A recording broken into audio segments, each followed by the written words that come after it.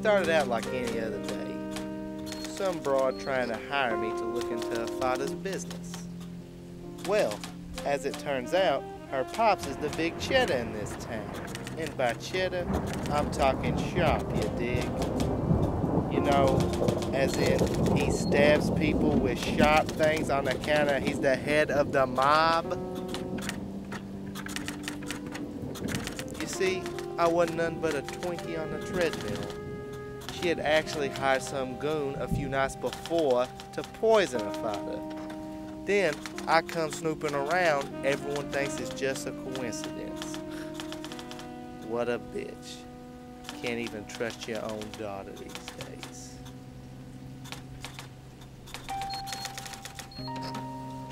A lady monster. Next thing you know, they'll be voting and taking all the hooch from me and the boys. What a fucking bitch.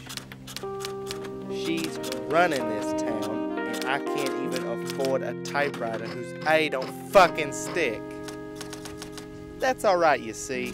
I like to consider myself something of a straight shooter, if you will, you know, on the straight and narrow. All it took was a few C-notes from the cops, and I ratted out that bitch's entire operation.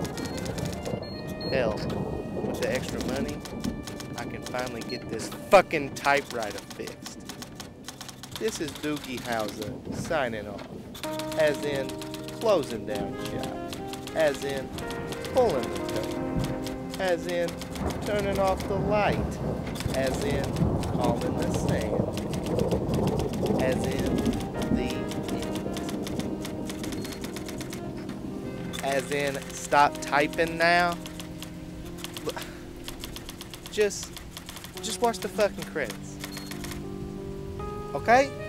Capiche? Come on! The credits is rolling over here.